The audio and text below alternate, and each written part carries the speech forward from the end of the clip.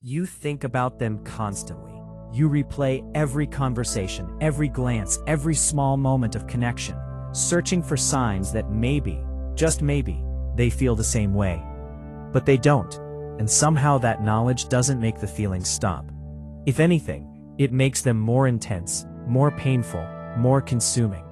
If you have ever loved someone who didn't love you back, you already know that unrequited love is not just disappointing. It is one of the most psychologically devastating experiences a human being can go through. And today, we are going to explain exactly why, and how to finally find your way through it. Welcome to Psychology of Love, where we decode the science behind attraction, relationships, and human connection. Today we are exploring one of the most universal and most painful human experiences, unrequited love. Research suggests that virtually every human being will experience unrequited love at least once in their lifetime.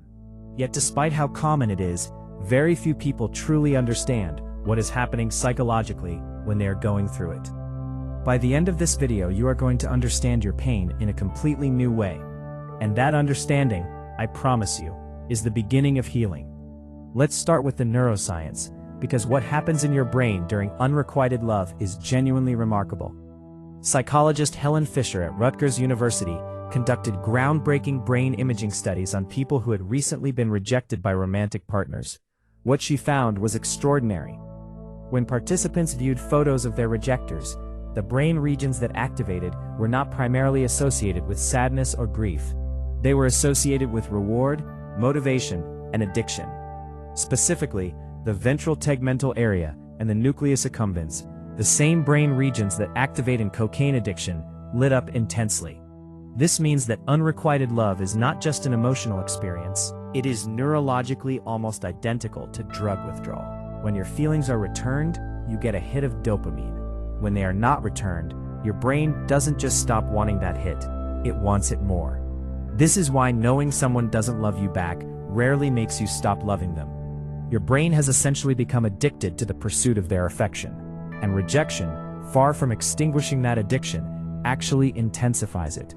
The unpredictability of intermittent emotional reward, sometimes they smile at you, sometimes they ignore you, creates what psychologists call a variable reward schedule, the most powerful and most difficult to break form of psychological conditioning known to science. This is the same mechanism that makes slot machines so addictive. You keep pulling the lever because you never know when the reward is coming, and that uncertainty keeps you hooked, far longer than consistent reward ever would. Now let's talk about the actual pain of unrequited love, because it is more real than most people give it credit for. We touched on this in our Naked Attraction video, but it bears repeating here with greater depth. Psychologist Naomi Eisenberger at UCLA conducted brain imaging studies specifically on social rejection.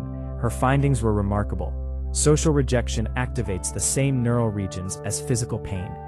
The dorsal anterior cingulate cortex and the anterior insula, regions that process the distressing qualities of physical pain, show identical activation patterns during experiences of social rejection. This is why the language we use for heartbreak is physical. We say our heart aches, we feel gutted, we describe it as a physical wound. Because neurologically, it actually is. A follow-up study went even further, finding that acetaminophen, the active ingredient in common painkillers, actually reduced the neural activity associated with social rejection pain.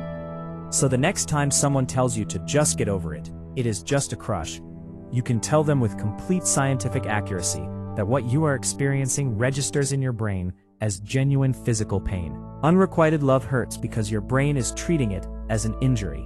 And like any injury, it needs time, care, and the right conditions to heal. Now here's a question that doesn't get asked enough. Why do we fall into unrequited love in the first place? Is it random? Is it just bad luck? Or is there a psychological pattern underneath it? Research suggests there are several distinct psychological pathways into unrequited love. Pathway 1. Idealization. When we don't have full access to someone, when they haven't shown us their flaws, their bad days, their ordinary moments, our imagination fills in the gaps. And our imagination is extraordinarily generous. Psychologist Dorothy Tenove coined the term limerence to describe the state of intense romantic obsession, characterized by intrusive thinking about the person, an aching need for their affection, and a tendency to interpret their every action as potentially meaningful. Limerence thrives on uncertainty and distance. The less access you have to someone, the more your imagination idealizes them. You are not really in love with who they are. You are in love with the magnificent version of them that you have constructed in your own mind. Pathway 2. Attachment wounds. People with anxious attachment styles are significantly more prone to unrequited love. Their hypervigilant attachment system becomes intensely activated by emotionally unavailable people, and the pursuit of someone who doesn't reciprocate their feelings can become a way of unconsciously recreating familiar childhood dynamics of seeking love that isn't fully returned. Pathway 3. Low self-worth. Counterintuitively, some people unconsciously choose to love people who don't love them back because it confirms a deeply held belief that they are not truly worthy of being loved. Unrequited love, painful as it is, can feel psychologically safer than a reciprocated love that might eventually confirm their worst fears about themselves. Understanding which pathway brought you into your unrequited love is one of the most important steps toward healing.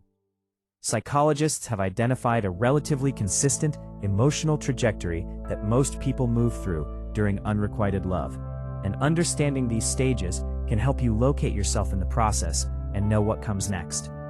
Stage 1. Hope. In the beginning, there is always hope. You focus on every ambiguous signal. Every smile, every text, every lingering glance becomes evidence that maybe the feelings are mutual. Hope is what makes unrequited love feel so intoxicating at the start. Stage 2. Obsession. As hope persists without resolution, thinking about the person becomes increasingly intrusive. They occupy your thoughts during work, during meals, in the middle of the night.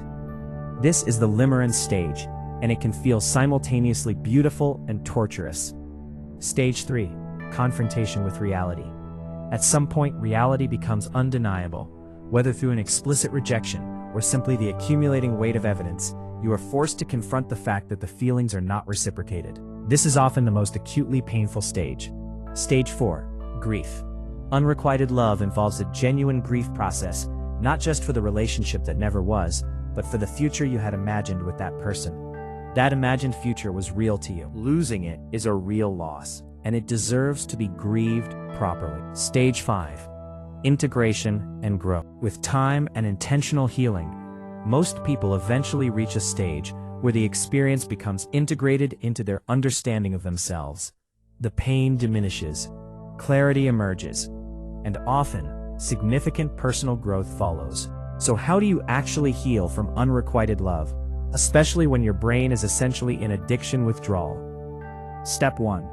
Accept the reality fully. One of the most common ways people prolong their pain is by staying in the hope stage long after hope is warranted. Genuine healing cannot begin until you fully accept, not just intellectually, but emotionally, that the feelings are not reciprocated. This acceptance is painful. It is also necessary. Step 2. Create distance. Research on addiction recovery is unambiguous. You cannot recover from an addiction while maintaining regular exposure to the addictive substance. If the person is in your life, minimizing contact is not weakness or drama. It is neurological necessity. Every time you see them, text them, or check their social media, you are reactivating the reward circuitry and restarting the withdrawal process. Step 3. Grieve properly. Allow yourself to feel the loss fully. Journal about it. Talk about it with trusted friends or a therapist. Cry if you need to. Suppressing grief does not make it go away. It drives it underground, where it does far more damage. Step 4. Dismantle the idealization. Actively work to see the person as they actually are, not as your imagination has constructed them. Write down their flaws. Recall the moments they disappointed or frustrated you. Your brain has been running a highlights reel. You need to see the full picture. Step 5. Redirect the energy. The obsessive mental energy of unrequited love is enormous. Redirecting that energy into creative work, physical exercise, meaningful friendships, and personal growth is not just distraction. It is active neural rewiring. You are building new reward pathways to replace the ones that became fixated on this person. Step 6. Examine the deeper pattern. Ask yourself honestly, is this the first time you have experienced unrequited love? Is there a pattern of pursuing emotionally unavailable people? If so, the unrequited love itself may be pointing toward a deeper attachment wound that deserves attention and healing. Unrequited love is not a sign that you love too much. It is not a punishment. It is not evidence that you are unworthy of being loved. It is a deeply human experience, one that has inspired some of the greatest art, literature, and music in human history, precisely because it touches something so fundamental about what it means to be alive and to need connection. Your capacity to love that deeply, even without guarantee of return, is not your weakness. It is one of your greatest strengths. The right love, a love that sees you, chooses you, and meets you where you are, is not made less possible by this pain. In many ways it is made more possible, because you are learning, growing, and becoming more psychologically aware with every experience. If this video helped you, please subscribe to Psychology of Love, because every week we bring you the real science of human connection and relationships. Drop a comment below and tell me, have you experienced unrequited love? What helped you heal? Your words might be exactly what someone else in this community needs to hear right now. Thank you for watching, and I'll see you in the next one.